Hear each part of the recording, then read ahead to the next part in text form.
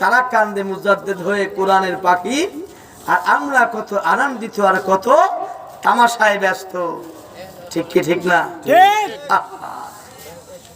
ইসলাম এত সহজ নয়, ইসলাম বড় কষ্ট। একটা ছোট্ট গাছকে বাঁচানো যেমন কষ্ট, একটা তুন্নি সুশ্রী মেয়েটাকে হেফাজত করা যেমন কষ্ট, তার চাইতে বেশি কষ্ট ইসলামকে রক্ষা করা। ছোট্ট গাছ ঘিরা দিতে হয়, ছোট্ট ছোট্ট তুন্নি সুশ্রী মেয়েরা ক্লাসে যায়, পর্দা করে যায়, সহ্য হয় না। তুন্নি সুশ্রী তাদের গায়ে পর্দা ভালো লাগে না, যেমনি হেফাজত করা কঠিন হয়ে পড়েছে। আজকে ইসলাম নামক যে গাছটি বাংলার জমিনে বাঁচিয়ে রাখা যে কষ্ট হয়ে পড়েছে, পানি দিয়ে গাছ রক্ষা হচ্ছে না, বাঁচছে না। ওই গাছের গোড়ায় রক্ত দিতে হবে, রক্ত দিয়ে যদি গাছটা বাঁচানো যায়, আমার তৌহিদ জনতা জীবন দিয়ে ইসলামের বাংলাদেশে ইসলামের গাছটাকে বাঁচানোর চেষ্টা করবে। কথা বলো ঠিক কিনা?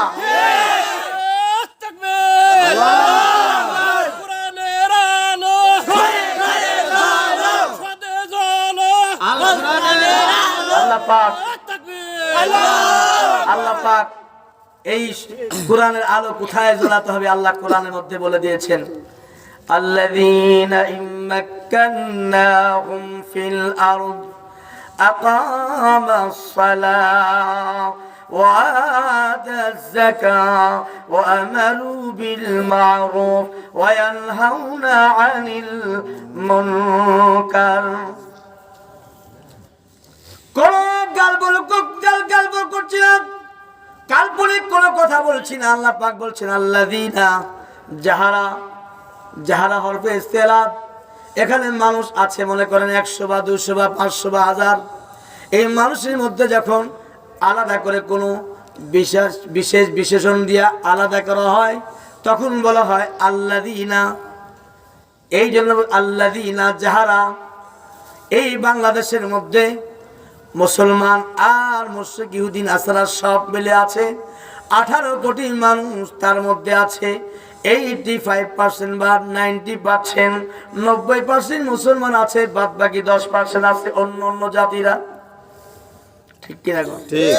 অন্য জাতি আছে 90% এর মধ্যে, 100% এর মধ্যে 10%, 90% আছে মুসলমান।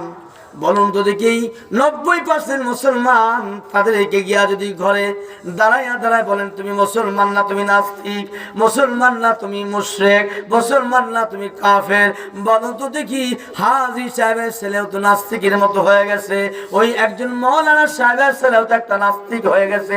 ওনাকেও যদি তুমি মুসলমান না বলে নাস্তিক বলো, কাফের বলো, মুশরিক বলো, তোমাকে রাস্তা বন্ধ করে দিবে, তোমার সঙ্গে যুদ্ধ করবে, তোমার সাথে মারামারি করবে।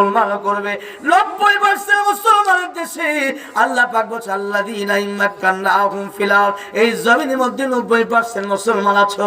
তোমরা যদি মুসলমান তোমরা দাবি করতে চাও, তাহলে 1 নাম্বার ওই রাষ্ট্রপ্রধানের ওই সংসদ ভবনে বিল পাস করো, নামাজ। কিসের বিল পাস করতে হবে? বলেন তো দেখি, এটা কি আমার কথা? এটা কোরআনের কথা। আল্লাহ পাক বলছে আলা লাহুল খালকু ওয়াল আমর ইনিল হুকমু ইল্লা লিল্লাহ। জমিন যার, সৃষ্টি যার, এই পৃথিবীতে আইন চলবে কার? আল্লাহ। আল্লাহর কথা। আল্লাহ পাক বলছে ইন্না রাব্বাকুমুল্লাযী খালাকাস সামাওয়াতি ওয়াল আরদা ফি সিত্তাতি আইয়ামিন সুম্মা ইসতাওয়া আলাল আরশ। আমি 6 দিনে এই জমিন, আসমান, গ্রহ, নক্ষত্র, চন্দ্র, সূর্য সব কিছু 6 দিনে সৃষ্টি করেছি। আলা লাহুল খালকু ওয়াল আমর। এই জমিন আমার হুকুমে চলে, এই চন্দ্র আমার হুকুমে চলে, এই পানি আমার হুকুমে চলে, পাহাড় পর্বত আমার হুকুমে চলে। যদি আমার হুকুমে যদি না চলতো, তোমরাও তো পৃথিবীতে শান্তিতে বসবাস করতে পারতে না। আমার হুকুমে চলে, আমার হুকুমেই চলবে। তাহলে সব কিছু যদি আমার হুকুমে চলে, তোমরা কেন মুসলমান চলবে না? আমার হুকুম যদি আবাউট করো না, যদি মেনে চলতে চাও, তাহলে তোমরা শুনে রাখো, ইয়া মাশারাল জিন্নি ওয়াল ইনস ইন ইসতাতাতুম আন তানফুযু মিন আকতারিস সামাওয়াতি ওয়াল আরদ ফানফুযু লা তানফুযুনা ইল্লা বিসুলতান। সুলতান সহ প্রাইম মিনিস্টার সহ, মন্ত্রী সহ, এমপি সহ, চেয়ারম্যান সহ যত নেতা যত প্রধান আছে সবাইকে বলছে আমার হুকুম যদি পালন না করো রাষ্ট্র থেকে চলে যাও, বাংলাদেশ ছেড়ে চলে যাও, আসমান নিচ থেকে চলে যাও, জমির উপর থেকে চলে যাও, তোমার বাপ দাদার পৈতৃক সম্পত্তি থাকলে চলে যাও, যেখানে যাও সেখানে তোমার বাপ দাদার সম্পত্তি নয়, সব সম্পত্তির মালিক আমি আল্লাহ পাক সুবহানাল্লাহ বিহামদিহি। বলেন আল্লাহর সম্পত্তি ছাড়া কারো সম্পত্তি আছে? আসমান কার? জমিন কার? বাংলাদেশ কার? ইন্ডিয়া কার? ওই আমেরিকা, রাশিয়া, ফ্রান্স এগুলা কার? সবই তো আল্লাহর। যাবেন কোথায়? যাওয়ার জায়গা আছে? মঙ্গল গ্রহে বাড়ি করছেন, মঙ্গল গ্রহে বাড়ি করবেন, মঙ্গল গ্রহটা কার? আল্লাহ। এটা কথা কন। বুধ গ্রহ কার? সব গ্রহই তো আল্লাহ পাকের। আল্লাহ পাকে তো সৃষ্টি করেছেন। আমার হুকুম পালন না করলে তোমরা আমাকে ছেড়ে চলে যাও, জমিন ছেড়ে চলে যাও, তোমাদের সাথে আমার কোনো আপোষ নাই, কথাও নাই, কোনো রকমের কোনো দুশ্মনতা নাই, তোমরা চলে যাও। যাওয়ার জায়গা আছে? একটু কথা বলেন, জায়গা আছে? তাহলে আমরা যাবো কই? যাওয়ার জায়গা আছে? এক নাম্বার জায়গা কোরআন। সব সমস্যার সমাধান দিতে পারে আল কোরআন, পূর্ণাঙ্গ জীবন ব্যবস্থা। আজকে সেই কোরআন থেকে আজ পীর সাহেবরা চলে যাচ্ছে, এই সেই কোরআন থেকে তাবলীগের জামাত কোরআন, এই কোরআন সে শ্রুতি ভয় পায়, বলতে ভয় পায়। এই কোরআন যতক্ষণ পর্যন্ত তুমি ওয়াজ করবে না, কোরআন যতক্ষণ পর্যন্ত ফয়সালা করবে না, যতক্ষণ পর্যন্ত কোরআনের ফয়সালা তুমি আসবে না, ততক্ষণ পর্যন্ত তুমি কামেল হতে পারবে না, আল্লাহর গোলাম হতে পারবে না। কোরআন বাদ দিয়া কোনো মানুষ চলতে পারে না। যেমন একটা মানুষের হাত নাই বাঁচতে পারে, পাও নাই বাঁচতে পারে, চোখ নাই বাঁচতে পারে, কান নাই বাঁচতে পারে, একটা মানুষ জীবনে কোনোদিন মাথা নাই বাঁচতে পারে, এমন কোন পৃথিবীতে নজির নাই আছে? একটু কথা বলেন।